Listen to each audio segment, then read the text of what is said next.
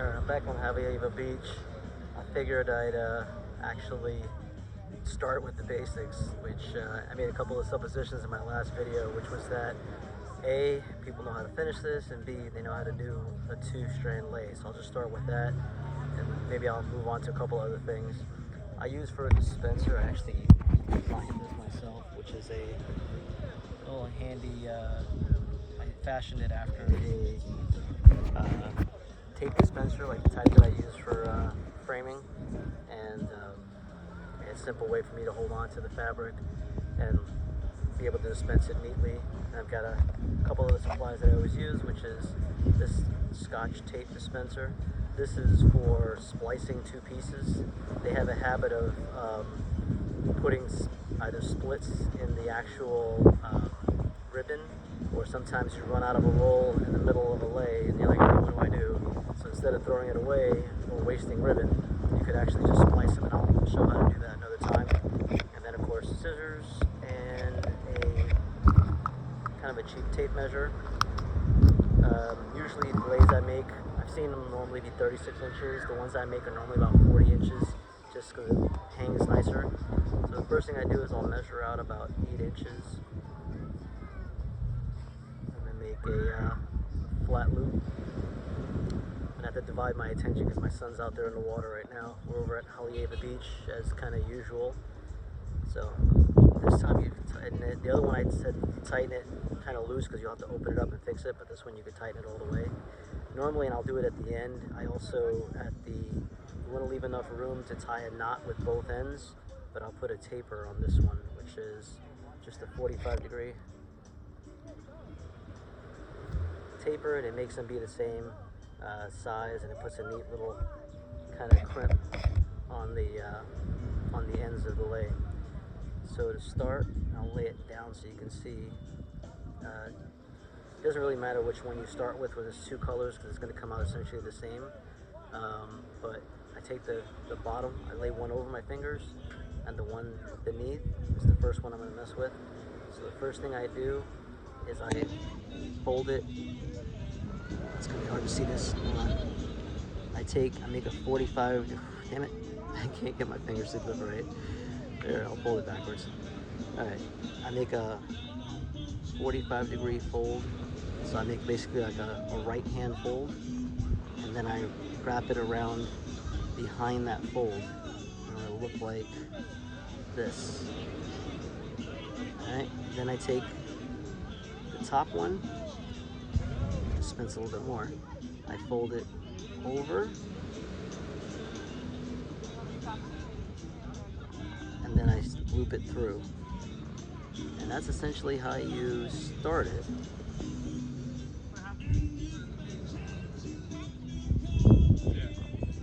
Tighten it a little bit, make it nice and neat. That's how it should look. And then you just literally just start weaving back and forth. You do this for about, depending how fast you are, 15 to 20 minutes, and you should have 36 to 40 inch lay. Like I said, I do 40 inches just because I like the way it looks when you put it around somebody's neck. It doesn't look very short. I mean, what's the point of making this if it's going to look like a choker? It's going to keep looking, it's going to look like that. There are a lot of different kind of lays. A friend of mine got me a book of lays, and there was like all these really intricate other types of styles and folds and materials, and some of them look like, I mean, they were beautiful, but like it has a lot of work. In my case, myself and my battalion commander, I'm a command sergeant major, and my battalion commander and I, we make all the lays that we give to our soldiers, and that's for literally any occasion. It could be a change of command, it could be a promotion, a graduation, a farewell.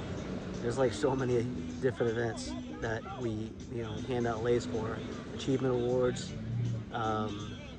such that we make, I mean, a lot. I was trying to make some really nice ones for a friend's, a fellow battalion command sergeant majors and commanders, change of command responsibility, and I was up to like 2 o'clock in the morning just trying to finish this roll of ribbon that I had to make some for the spouses, because we also, when it's a change of command, we also give it to the spouse, and and then there's the incoming and their spouses and family members. So, I mean, I think in one change of command, we gave out like, it was like 8 leis. And you got to figure the easy ones, which are these, are 20 minutes. The 4-strand ones take about an hour.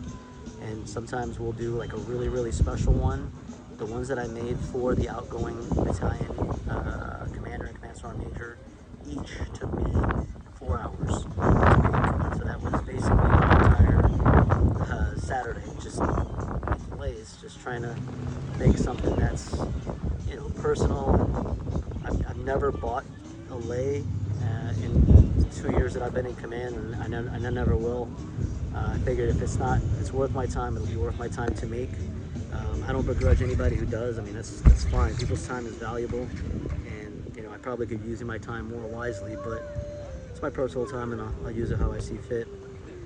I'm kind of stalling because I think I'm going to make it, but I'm not. What I'll do is probably fast forward this because I don't think anybody wants to hear me posturing for 20 minutes. So I'll just film myself making this and fill the dead air by making it look like I'm not talking to myself on this busy beach here on Haleiwa while I'm watching my son play in the water for a little bit.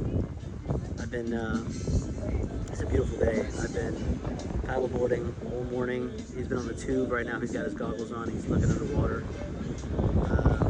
I felt it once. I usually don't fall in, but this time I was near the shore and I was playing with him, and I guess I pushed one leg down too far, and I sure the hell went right over. I think he's watching some kids play football, hoping he can get in on it. But yeah, this time it's just me and him. Last week it was myself and my wife and both kids. We got burned to pieces because we forgot to bring sunscreen, and the sun in Hawaii is no fucking joke. So we got burnt. My back is burnt. I got a weird. It's not even like that regular burn where I go red and then I peel because I'm pretty fair skinned for Puerto Rican. This time it's like I turn really dark, and the peels are even like I'm getting second degree vibes out of the peeling my back is doing right now. But yeah, we got pretty burned last week, so this week we're both slathered up. I just put another coat on him and sent him back out there. And I don't know, these kids are like, there's like 4 kids just playing all the way around him, and I don't know if is he monkey in the middle now? I don't think I understand what's happening out there.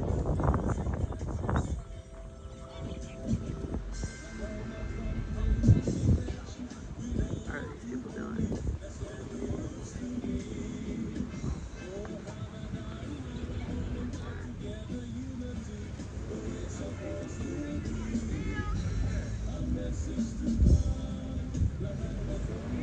Oh, also there's a art fair happening that I wasn't expecting. So normally we could park right up against the parapet right behind me.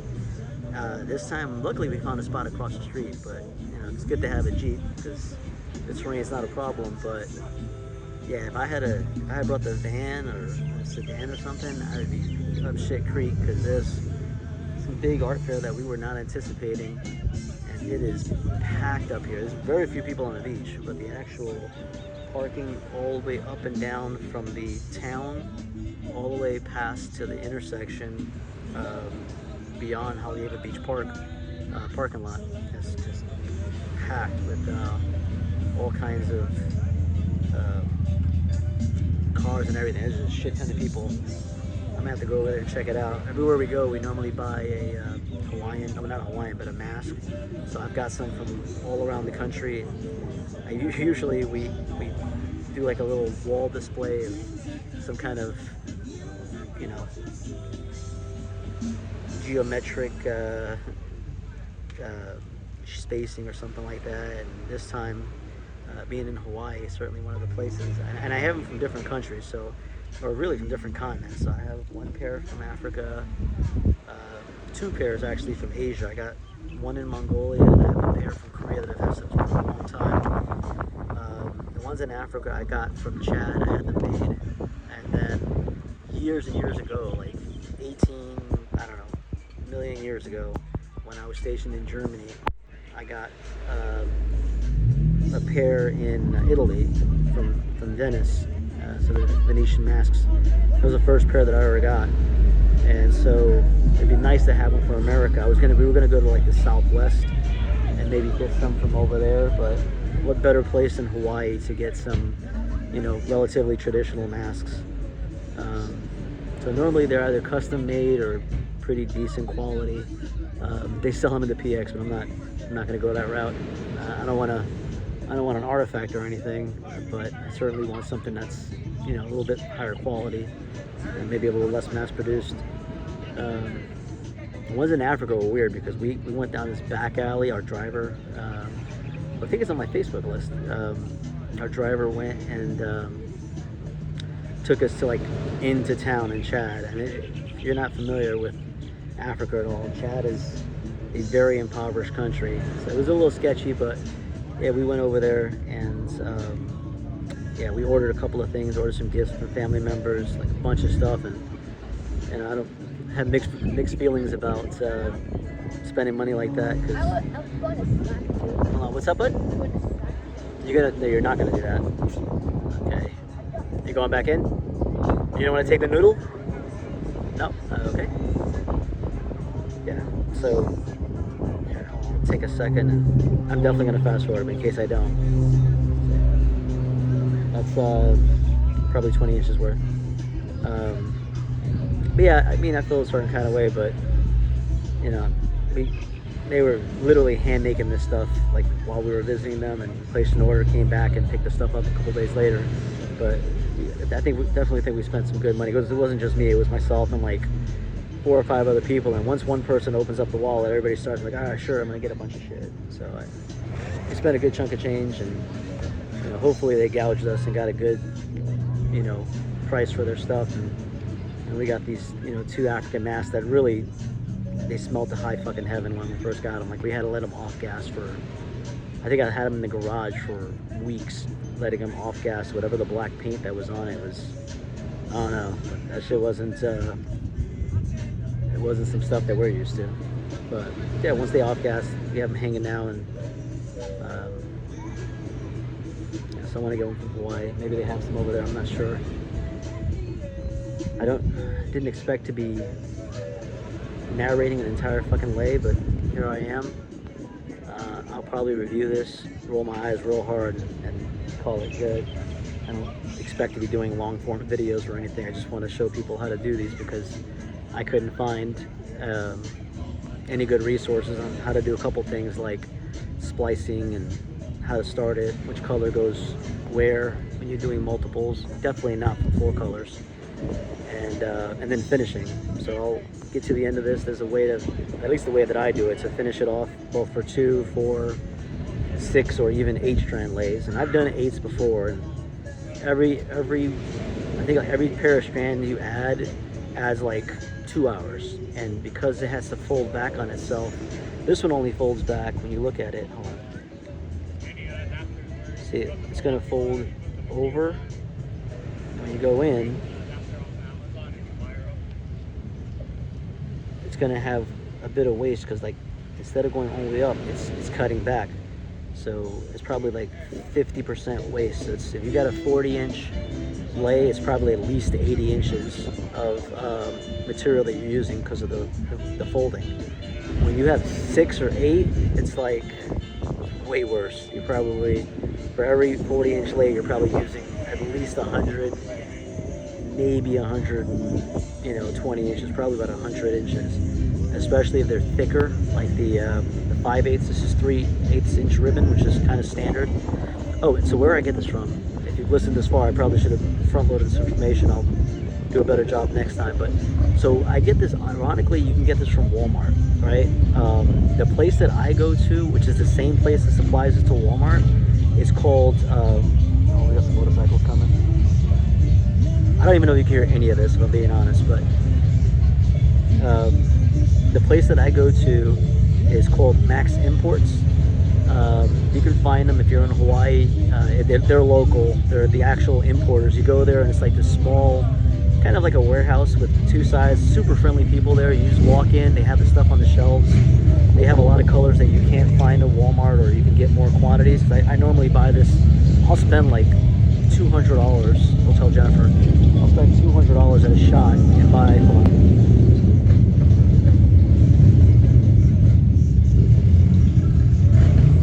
It's a whole motorcycle club passing by.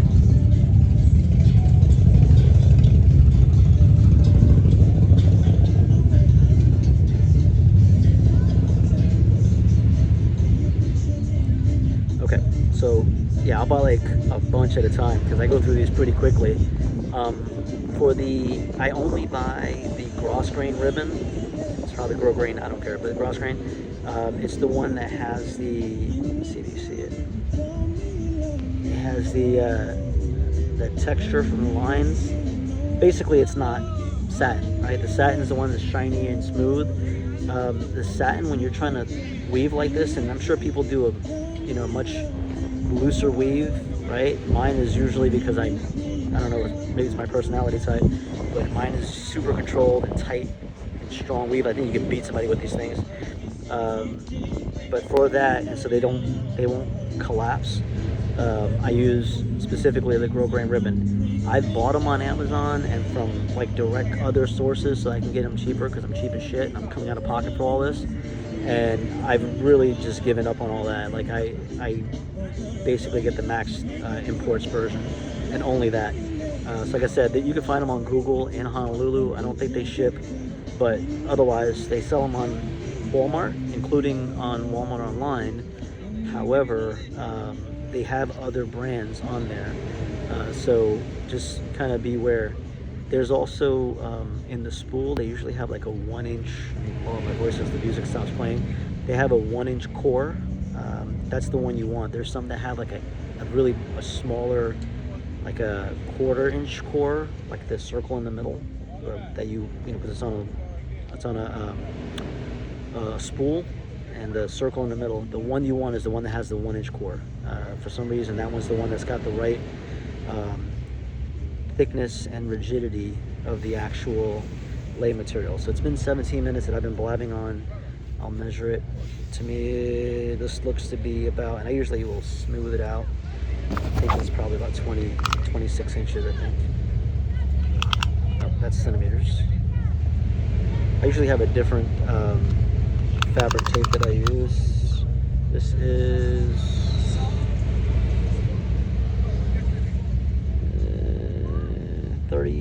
32 inches.